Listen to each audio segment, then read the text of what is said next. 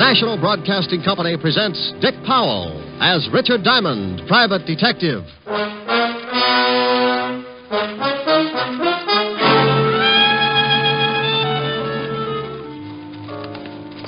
Walk this way, Diamond. If I do, well, I tell my friends.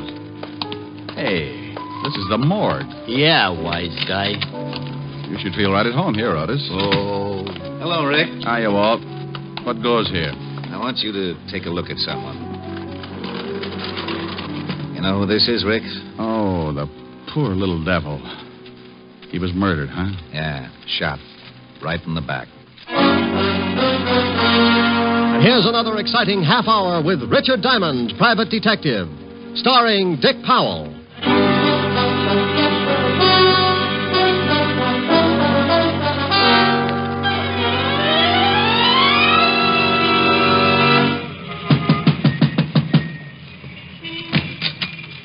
Yeah, you want something? How do you do? Are you the manager of this little haven of rest? A boarding house. I run it. I've heard you both times. What do you want, huh? What do you want? Information. Your move. You nuts or something, huh? You nuts? I'm looking for a girl. What's the matter? Read the sign. It says rooms for rent. Rooms. Beat it. You know, if you ever get around to running at 33 1/3, you'll save a lot of breath. Smart guy, real smart guy. Now, I got to work. Wait a minute. Now, wait. Here's $5 if you can tell me about a girl named Elaine Tanner. For $10, I couldn't tell you a thing. Don't know her. She lived here? So it's a secret from me, a secret. Now... Here. Take a look at the snapshot. A man and a girl. Do you know the girl? Mister, I got maybe 10, 20, 30 different people every month. They come, they go, they pay rent. That's all I care. They pay rent. All right. Did this girl ever pay rent here? Maybe I remember her face. I never remember no names. Is anybody living in her room now? Why you want to know? Huh? Well, I'll tell you a secret, Bud. The girl is my sister. When we were little kids, my mother and father ran away from home to become acrobats in a circus. This broke up my sister, and she left, too. Now, Mama and Papa are back, and I want the whole stinking family together again so we can take the light out of the window. Sure. For $10, maybe I show you her room. All right, you're in business. Now, here's your 10. Thanks. The fingers are mine. This way, down this way. How long does she live here? Oh, not so long, maybe 2 weeks. Then what? Then comes an old guy one day. Yeah, an old guy, and... And what? She goes away with him. And you know what else? Yes, I know what else. The old guy was the same guy in the snapshot I showed you a minute ago. He was with a girl. Sure. Okay, look around. She ain't in any of them drawers, she ain't. Or that cupboard, she ain't. She ain't no place. Now, tell me, did she leave anything here at all? Just junk. Newspapers, magazines, newspapers. So she was a bookworm. Well, okay, I guess that's it. Let's go. Let's get out of here fast. Who are they shooting at? Who's in that house next door where the shots came from? People. Thanks. They're shooting at you. Know anybody who wants to get rid of you? Nobody. Oh, mister, please go now. Look. Here's $20 more if you do me a favor. I do you one favor and get shot at. Who knows what'll happen for 20, huh? Who knows? Twice as much fun. Now, look, go through the stuff she left here. I told you there wasn't nothing. Well, go through it anyway. If you find anything that might give me a lead, call me up. Here's my card. Richard Diamond, private detective. Hey, it says you're a dick. Strictly private. Now, is it a deal? $20 now? There'll be more if you find something for me. Okay. No, please beat it and don't come back here no more. Window glass costs dough.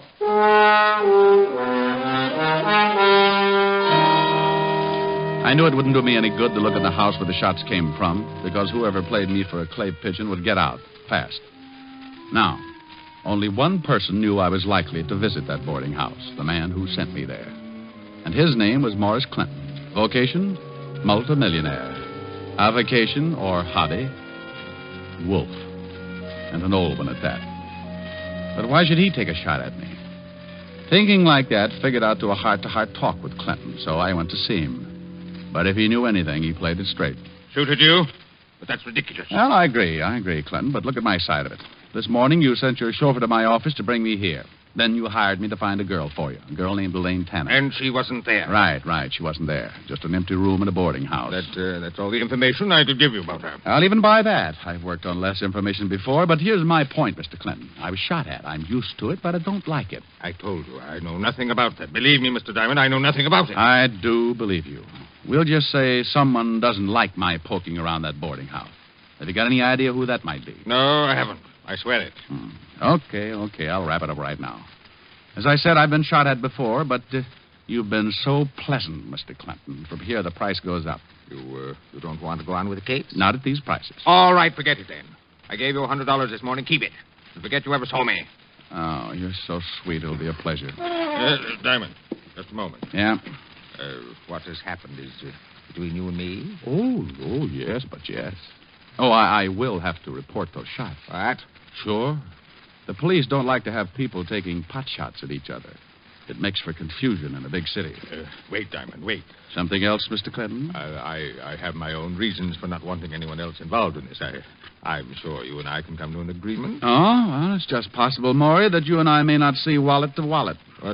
What would you say if I offered you a $1,000 bonus to keep on the case? Offer or suggestion? I'll make it a deal. Put it on paper. A check. Can I trust you? Okay, Clinton, if you feel that way about it. Post date the check. A week from today. If I don't show up with Elaine Tanner by then, the check is yours again. Uncashed. Very well. Here you are. Thanks. So long, Mr. Clinton. I'll keep in touch. Where are you going now? Back to my office to wait for a phone call from the little guy at 118 Parker Avenue. Oh. Well, hello there. Did you hear everything you wanted to? I beg your pardon, sir. I was just coming in to ask Mr. Clinton if I should drive him anywhere this afternoon. Oh? Christopher, come in here. Right away, Mr. Clinton. Excuse me, Mr. Diamond. Yeah, sure. So long, Christopher. The minute I left Clinton and Chris, I began to get that lousy feeling again. The only thing that made me feel anywhere near normal was the thought of the $1,000 that would be mine in 7 days. For $1,000, I'd stand up for target practice for the big mole. I didn't have much to go on, just the knowledge that old man Clinton wanted me to find Elaine Tanner and that somebody, who up to now had proved to be a bad shot, didn't want me to find her. With that peaceful thought in mind, I sat in my office hoping for a call from the little manager of the boarding house on Parker Avenue. I'd been waiting about an hour, and then... save your knuckles and use a fire axe. Come on in. Hello, Mr. Diamond. Well, Christopher. All your driving finished for the day? Mr. Clinton sent me to see you, Mr. Diamond. This is the second time today. What's he trying to do, make dear friends of us? Not exactly, Mr. Diamond. He wants that check back. What? He's changed his mind. Oh, from what I know of him, it needs it. He wants to call off the whole thing. Something happened. Elaine Tanner show up? No. Oh, and he sent you to get the $1,000 check back. That's right, Mr. Diamond. Oh, I know an easier way. Why doesn't he just stop payment on the check? I'm only carrying out Mr. Clinton's orders. Are you? Why do you ask that? Well, it seems a little offbeat, Chris. This morning he hires me, then he fires me, then he hires me, now he fires me. Monotonous, isn't it? May I have the check, Mr. Diamond? Not before I call Clinton and ask him a few things. You just don't seem to understand, do you? I want Mr. Clinton to explain. Take your hands away from that phone. Oh, gun. I know how I hate him. No need to be afraid of this one unless you get stubborn. Let's give Clinton a ring. Keep your hands on top of the desk, palms down. So we're going to play table tilting, maybe? And stay sitting. Listen, Chris. How do you like your hair parted, Diamond? On the side or right in the middle?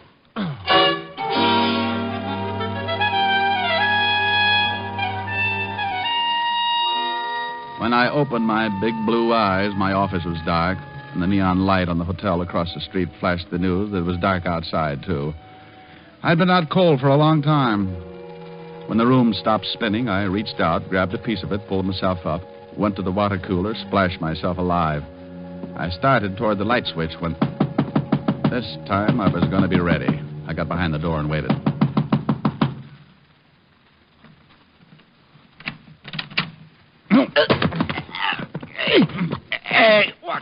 dear. Hey, let go. Oh, for the love of Mike Otis. Sergeant Otis. Well, who you expect? Gorgeous George, maybe? Go my neck. Oh, I'm sorry, Otis. I guess I just can't resist you. You crazy shamus. Hey, it's dark in here. It was a lot darker a couple of minutes ago. Hit the light, will you? Yeah. Thanks. Oh, I got enough troubles, and the first thing I see when I wake up is you. Holy mackerel. What you been doing with your head, Diamond? I got mixed up in a handball game. Oh? Yeah, some friends needed a ball. It's hard work, but you get used to it. Oh, got worked over, huh? Well, them bum jokes you pull catch up with you sometimes. Yeah, Hey, wait a minute. What are you doing here? I come to get you. Lieutenant Levinson wants to see you. Well, go back and describe me. That's all he gets tonight. I think you better come, Shamus. It's important. I think you better go, Otis. That's important. Now, look. Lieutenant Levinson sends me over to get you. There's something he wants to ask you. All I know is name, rank, and serial number. Now go back and tell Walt I don't want to play games. Shamus, I got news for you. Murder ain't a game no more.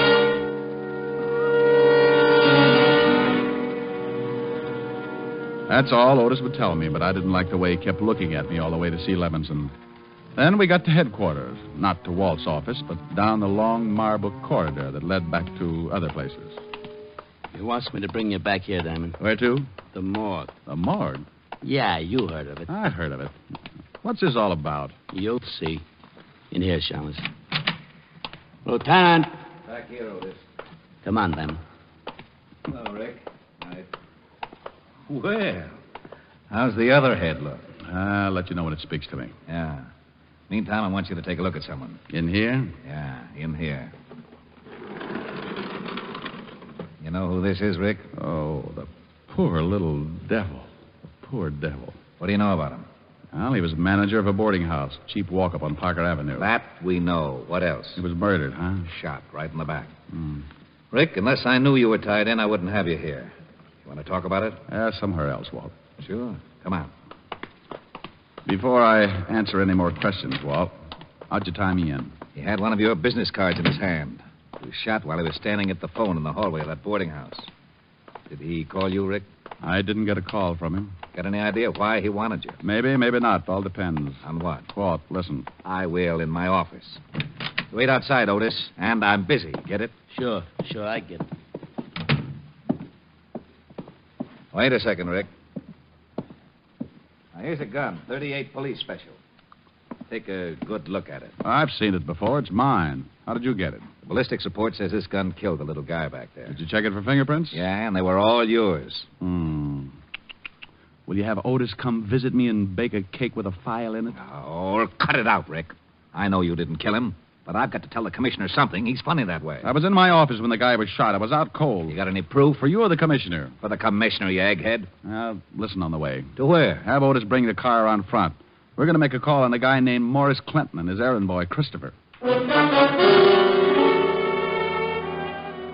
On the way out, I told Walt the whole thing, how Christopher caught me off base, put me out, and then must have taken my gun to kill the little manager. But neither of us could come up with an answer to why. Why murder to keep me from finding Elaine Tanner? What was the connection between Clinton, his chauffeur, and the girl? I thought maybe Clinton would give her the answers when he learned there was a murder tapping at his door. So you want to see Christopher, Lieutenant Levinson? If you don't mind, Mr. Clinton. Oh, no, not at all. I'll call him. Real loud, Mr. Clinton. Of course. Christopher? Christopher! You're sure he's here, Mr. Clinton? Oh, yes, I am, of course, Lieutenant. Call again. Christopher! Christopher! I don't think he'll hear you. Why not? I'm not deaf, Mr. Diamond. Rick, is that Christopher? Yeah, this is Chris, all right. And I owe him a haircut. Now, lay off, Rick. I'll handle this. Christopher, Yes, sir. where were you about 2 this afternoon? Why, right here, working on the car. Correction. Working on me. I beg your pardon. Oh, come on. Let's have it straight. Mr. Clinton, what about this? Christopher is right, Lieutenant. Yes, he's right. Oh, you're scared stiff, Clinton, and you're lying. I'm not. I wanted to go into town to keep an appointment. And the fuel pump on the car was stopped up. I had to take it apart. Oh, sure. And while you fixed it, Clinton stood right over you. As a matter of fact, he did watch. And it took all afternoon to fix it. No, but when it was finished, it was too late for Mr. Clinton's appointment. He decided not to go. How about that, Mr. Clinton? Oh, yes, Lieutenant. Christopher hasn't been out of my sight all afternoon. That's good enough for me. All right, Diamond, let's go. What? Are you crazy? No, that's why I'm putting the cuffs on you. I thought there was something fishy about your story. Gun taken away from you, people coming to see you, hiring you, firing. Walt, your stomach has gone to your head. Never mind my stomach. Otis, Yeah, Lieutenant. put the cuffs on this shamus. Cuffs? On him? Close your mouth, Otis. Put the cuffs on. Walt, what in the world? Diamond, I've been waiting for a chance like this to comb you out of my hair for good. Otis, the cuffs. Yes, sir, Lieutenant. All right, Shamus, hold him out. Mr. Clinton, thank you very much. Goodbye. Come on, Diamond. Lieutenant. Otis, I told you to close your mouth. Oh, I gotta breathe. Oh, shut up and come on. Walt. Outside, Diamond. Get going. You big bubblehead. What's the idea of making like a cop with me? I kind of liked it. How'd I do? What? Good performance, eh? Good Oh, you big ham. You great big ham. Well, Lieutenant, are we gonna put the Shamus in the jug? Shut up, Otis. Take the cuffs off him. What? Here, Otis, start working. Oh, You're right, Rick. Clinton was scared stiff, and for some reason he backed Christopher's alibi. Walt, I've got an idea. You better have. If I don't have something to tell the commissioner, I'll have to give up my ideas about a pension. I'm going back to that boarding house. Why? Well, the manager was going to call me. It's just possible he got a hold of a lead on Elaine Tanner, but Christopher killed him before he had a chance to tell me. Well, that makes sense. Have you got a man there? Yeah, a happy. Oh, good. I'll see you later. Rick, What? please. For the sake of my stomach, don't slip up. You're my only suspect without an alibi. Thanks, Walt. See you later. Yeah. Oh, Walt. what? Bottoms up on the bicarbonate.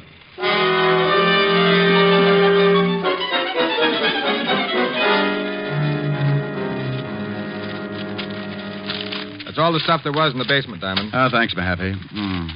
Everything neatly bundled but this one pile. The little guy must have gone through it. Got any idea what you're looking for? No, give me a hand, will you? Sure. Newspapers, magazines. Oh, Mahaffey. Uh-huh. No one's been in here since the murder? Nobody. I've been on the door. And the manager had nothing on him. Only your card. That's funny, very funny.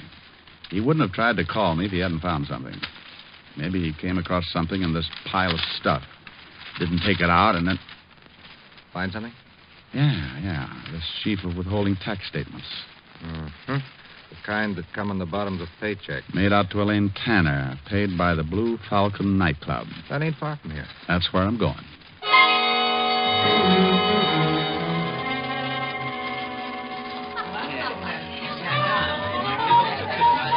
Yeah, sure. Now I remember a kid that named Tanner. Yeah, used to work here in the line. Thanks, bartender. Where's she now? Well, Mr. Me, I know from nothing about her, but she was good friends with one of the dolls in the line, gal named Gladys. Where can I find this Gladys? Dressing room, straight back, turn left. And knock on the door, huh? What for? They dressed that way for the show anyway. I'll keep both eyes closed.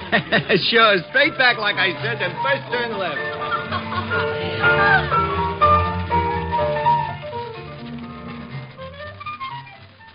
What you want with her, handsome? Why don't you get off here? You tip me, sweetheart, but give me a rain check. Who waits for rain? But, why you want to see Elaine? Well, maybe I ought to tell her about some oil wells that came in. Yeah? You don't look like the type talks about oil wells. Honey, don't let the tassels on my shoes fool you. Oh, you're cute. Yeah, I know where Elaine is. Want to give? Information? Sure. Oh, you've got a one-track mind. Maybe I can't switch it over yet. Okay, so I'll get a couple of days older meanwhile. Anyhow, I never did like her. So, I don't mind letting you know. No what, Gladys? Well, maybe a month ago she quit this job. This dump. All right, she quits. Go ahead. Yeah. But before she quit, she's acting funny. Like the night we're going home together, walking along.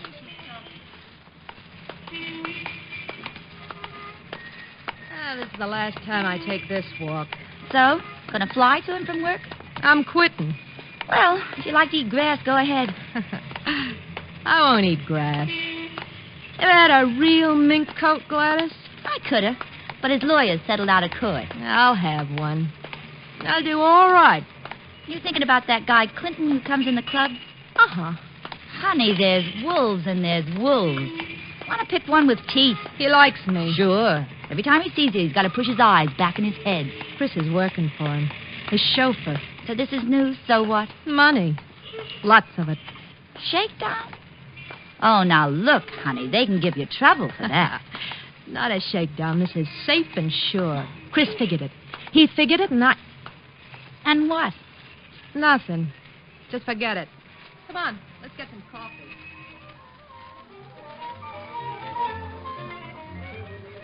And that's all she says. Uh-huh. Now, where can I find her? Oh, I'll tell you where I think she is. Here's the address. I wrote it down. Thanks, Gladys. I'll see you again. Yeah. See more of me. Is that possible? This costume's for the first show. We save up for the second. I'll be here for the last show. Oh, what you said. So long, handsome.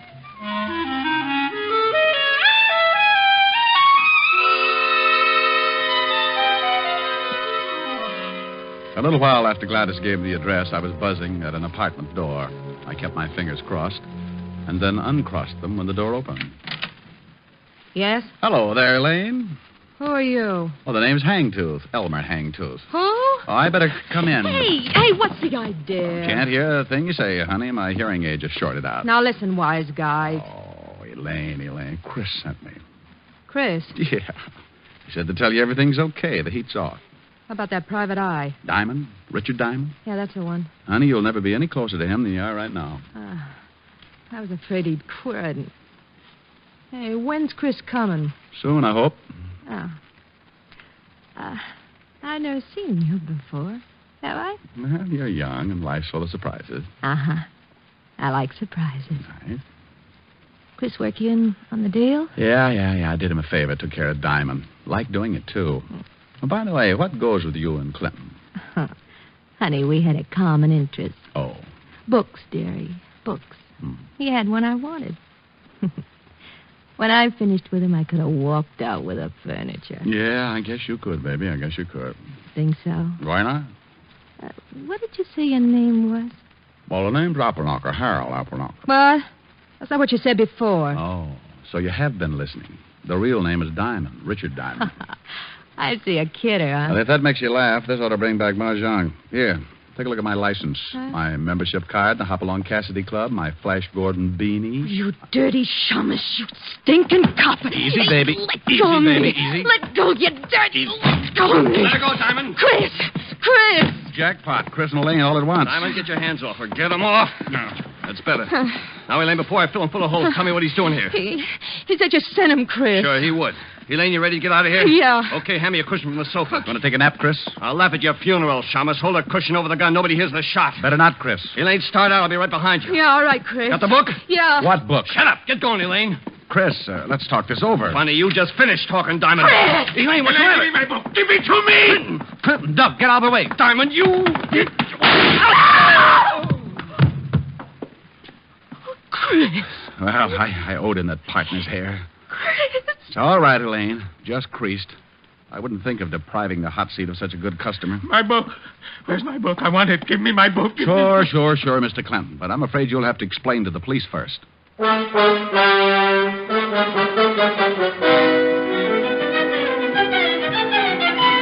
A telephone call to the 5th Precinct brought Walt and Otis to my rescue. Otis used the siren. Loved it. I told Walt the book old man Clinton kept screaming about had me a little confused, and that I wouldn't be able to relax until he found out just where it fitted in the case. He promised to find out the answers as soon as he took Chris, Elaine, and Clinton back to the 5th Precinct. I told him to call me at Helen's. Rick, what about that check for $1,000? Is it any good? Well, the check's post-dated. I doubt if Mr. Clinton will honor it now. It's too bad. We could have celebrated. So all you got for your trouble was the $100 a day in expenses. I'll get it. Grant's Tomb, the general speaking. Rick? Yeah? Walt? Yeah. You sitting down? Why? You can tear up that check Clinton gave you.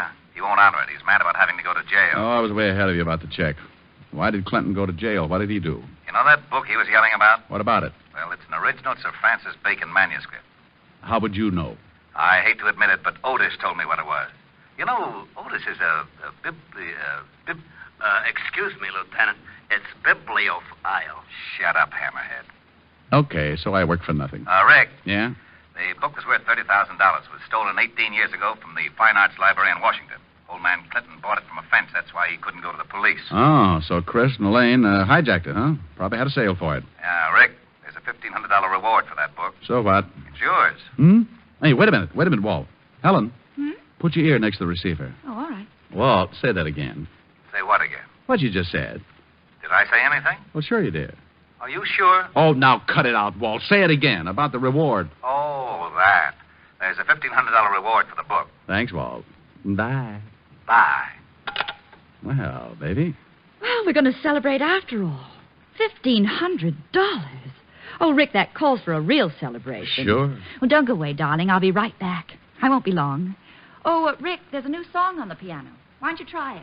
Okay, I set my pajamas and put on my prayers. Well, that's pretty silly, but... My baby kissed me goodnight, and I am glad to relate that by the time I got home, I was feeling great.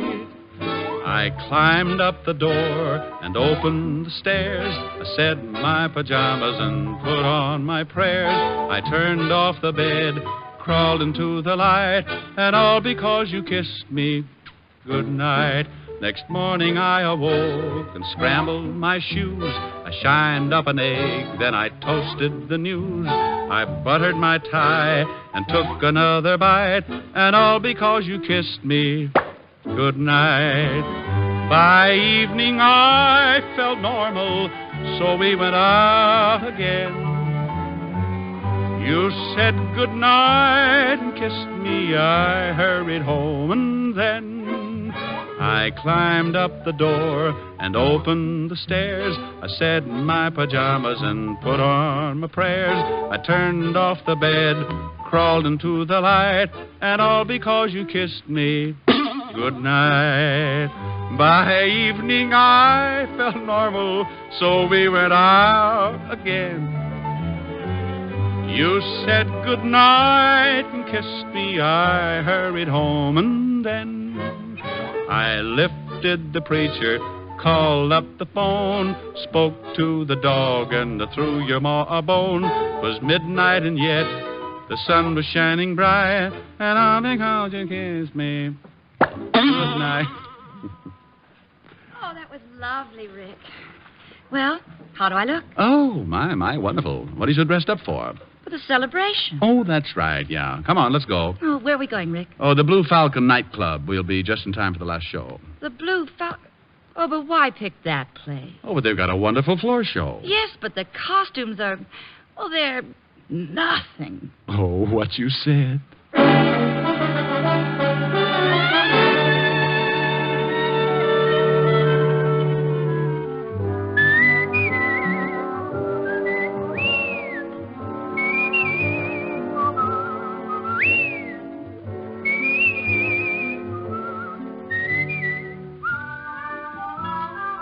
You have just heard Richard Diamond, Private Detective, starring Dick Powell.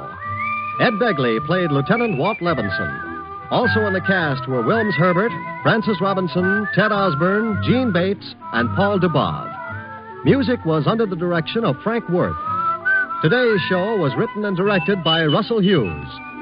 Dick Powell currently may be seen in the motion picture version of the best-selling novel, Mrs. Mike.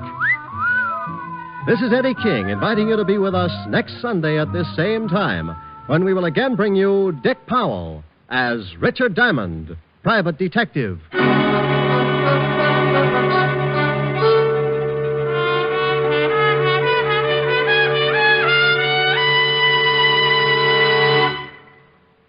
What's on NBC today? Ezio Pinza, dynamic singing star, plays his first starring dramatic role today on Theater Guild on the Air, with Madeline Carroll and Linda Darnell co-starred. And you'll also want to listen to the Phil Harris Alice Faye Show and the Adventures of Sam Spade right before Theater Guild. Don't forget, Ezio Pinza on Theater Guild on the Air today. It's all great entertainment today on NBC. Your tune for the stars on NBC.